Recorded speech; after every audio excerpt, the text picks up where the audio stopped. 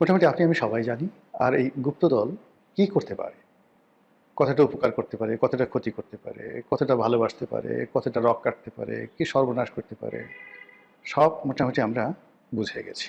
একটি সরকারকে পরাজিত করতে পারে, ক্ষমতা থেকে উচ্ছেদ করতে পারে, সরকারকে বিপদে ফেলতে পারে, একটি নির্বাচনকে ম্যানিপুলেট করতে পারে এবং আরও অনেক কিছু, যাকে 1971 সনে আমাদের মহান মুক্তিযুদ্ধের সময় এই বাংলাদেশের রাজনীতি, অর্থনীতি, জীবন, জীবিকা, নারীর ইজ্জত, সম্ভ্রম, মান, মর্যাদা তছনছ করে দেওয়ার যে বিশ্ব রেকর্ড তৈরি করেছিল, সেই গুপ্ত শক্তি সম্পর্কে এই মুহূর্তে বাংলাদেশে যদি সবচেয়ে বেশি সন্ত্রস্ত থাকেন কেউ, তিনি হলেন জনাব তারেক রহমান, মাননীয় প্রধানমন্ত্রী। আসার আগে তিনি একাধিকবার এই গুপ্ত শক্তি সম্পর্কে সতর্ক করেছেন জাতিকে। তিনি তন্ন তন্ন করে খোঁজার চেষ্টা করেছেন যে তার আশেপাশে কারা কারা গুপ্ত শক্তি আছে, এবং তিনি জানেন, খুব ভালো করে জানেন যে তার একেবারে কিচেন ক্যাবিনেট থেকে শুরু করে তার মন্ত্রিপরিষদ, তার সংসদ, তার পারিষদ, সব জায়গাতেই গিজ গিজ গিজ গিজ করছে গুপ্ত শক্তি। বিএনপির একজন অন্যতম বুদ্ধিজীবী সিনিয়র সাংবাদিক এম এ আজিজ টেলিভিশন টক শোতে প্রায়ই তিনি আমার সঙ্গে থাকেন এবং অত্যন্ত জনপ্রিয় বক্তা। তিনি বেশ স্পষ্ট করে বলেছেন যে তার সন্দেহ এবং তার ভয়, তার আতঙ্ক যে বিএনপির মধ্যে কম করে হলেও 20% গুপ্ত শিবির আছে। আল্লাহ ভালো জানেন। এখন রাজনীতিতে যা কিছু আছে, যা কিছু হচ্ছে, যা কিছু হবে, সব কিছুই আগামীতে গুপ্ত শক্তি দ্বারা নিয়ন্ত্রিত হবে, এতে কোনো সন্দেহ নেই। গত 17 মাসে গুপ্ত শক্তি তাদের কর্মকাণ্ডে যে সফলতা লাভ করেছে, তারপর রাষ্ট্র পরিচালনায় তারা যে অভিজ্ঞতা অর্জন করেছে, একটি সফল বিপ্লবের তারা নেতৃত্ব দিয়েছে, গণ অভ্যুত্থানের নেতৃত্ব দিয়েছে, এবং সেই গণ অভ্যুত্থানের মিঠাই মন্ডা যা কিছু আছে সব তারা চেটে পুটে খেয়েছে। এখন তারা স্ফীত, এখন তাদের কোনো সংকট নেই। অর্থ, বিত্ত, ক্ষমতা সব জায়গাতে তারা টল টল টল টল করছে।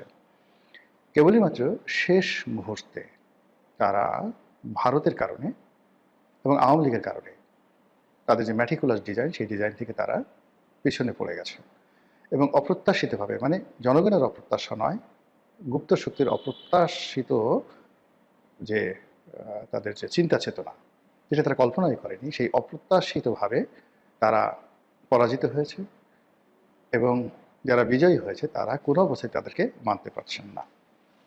ফলে রাজনীতি খুব অল্প সময়ের মধ্যে জটিল এবং কুটিল হয়ে পড়েছে। এই রাজনীতি এখানে স্থির থাকবে না, এটা বলতে গেলে আমরা নিশ্চিত।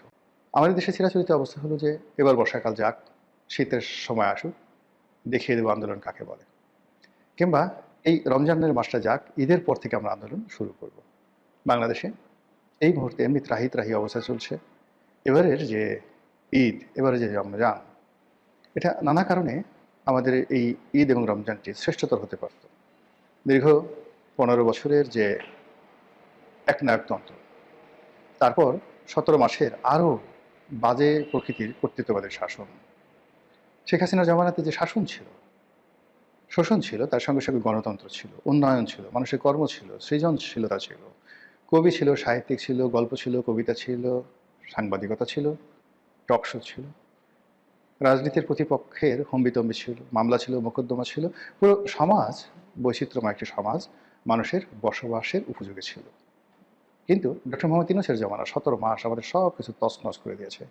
চারিদিকে শুধু মব আর মব, চারিদিকে শুধু মিথ্যা কথা আর মিথ্যা কথা, চারিদিকে শুধু গালগপ্প গালগপ্প, এটা হচ্ছে ওটা হচ্ছে, এই পৃথিবী থেকে সব মানুষ বাংলাদেশে চলে আসবে, আজ আমেরিকা হয়ে যাবে, পোর্ট দিয়ে দেবো, দেশ দিয়ে দেবো, সেন্ট মার্টিন দিয়ে দেবো, ইত্যাদি ইত্যাদি নানা রকম কথাবার্তা। তার সঙ্গে সঙ্গে আজ রোহিঙ্গারা চলে যাবে, কাল রোহিঙ্গারা চলে যাবে, রোহিঙ্গারা গিয়ে ঈদ করবে আগামী বছর সেই তাদের নিজ দেশে, সকল খাজুরি আলাপ শুনতে শুনতে আমাদের কান যখন ঝালাপালা হচ্ছিল, আমাদের শিল্প কলকারখানা যখন বন্ধ হয়ে যাচ্ছিল, আমাদের বেকার সমস্যা যখন তুঙ্গে, আমরা রাষ্ট্র হিসেবে যখন প্রায় দেউলিয়াতের পর্যায়ে চলে যাচ্ছিলাম, ঠিক সেই সময়টিতে একটি গণতান্ত্রিক নির্বাচন হলো এবং সেই নির্বাচনে বাংলাদেশের বৃহত্তম এবং জনপ্রিয়তম দল বিএনপি ক্ষমতা এলো। তারেক রহমান সাহেব প্রত্যাশিতভাবে প্রধানমন্ত্রী হলেন।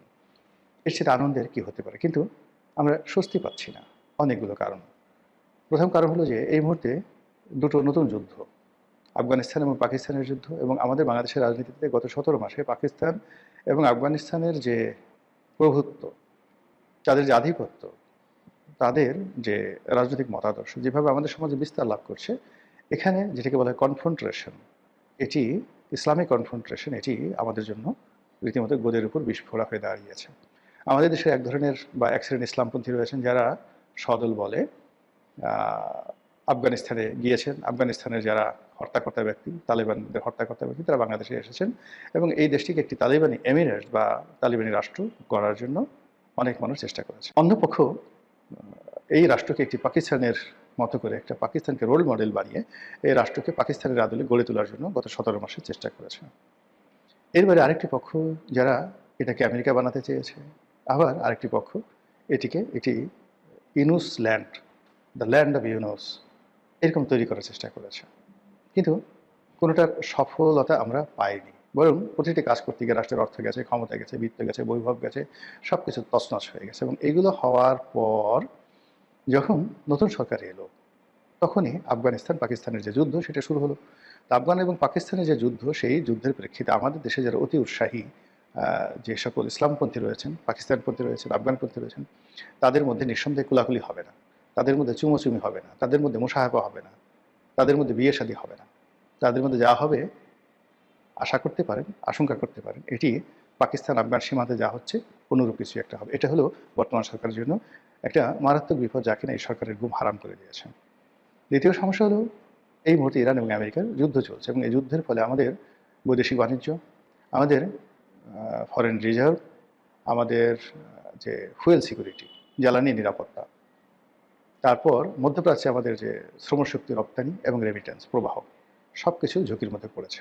আর ঝুঁকির মধ্যে পড়ে থাকার কারণে এই মুহূর্তে সরকার যে ডেপ্রিসিয়েশনে আছে, অর্থাৎ সরকার যে পরিমাণ টাকা আয় করছে সেই টাকা দিয়ে সরকারের কর্মকর্তাদের বেতন ভাতা দেওয়াটাই সরকারের জন্য দুঃসাধ্য হয়ে পড়েছে। কিন্তু আমাদের দেশে যে পরিমাণ বেতন যায় তার চেয়ে অনেক বেশি পরিমাণ অর্থ এই যে বিভিন্ন সময় আমরা বিদেশ থেকে ঋণ করেছি সেই ঋণ পরিশোধ করতে হয় বৈদেশিক মুদ্রায়। তো বৈদেশিক মুদ্রা সেই ঋণ পরিশোধ করার জন্য ফরেন রেমিটেন্স লাগবে, এক্সপোর্ট লাগবে। ফরেন রেমিটেন্স এবং এক্সপোর্ট এই মুহূর্তে দুটোই বিপদের মধ্যে পড়েছে। অন্যদিকে সরকার মুদ্রা ছাপিয়ে দেশে মুদ্রাস্ফীতি বাড়িয়ে দিয়েছে। সরকারি হিসেবে, আমাদের হিসাব না, রাষ্ট্রীয় হিসেবে শেখ হাসিনা যখন এই দেশ ত্যাগ করেন তখন 100 টাকার যে মূল্য ছিল এটি কমতে কমতে এখন 46 টাকা হয়েছে, অর্থাৎ 54 টাকা নেই ইউনূসের জমানার জাদুতে। আর তারেক সাহেবের জমানাতে যদি আবার আরেক দফা মুদ্রাস্ফীতি ঘটে তাহলে এই টাকার মান যদি 25 টাকায় নেমে আসে তাহলে বুঝতে পারেন যে আমি কোথায় চলে যাব।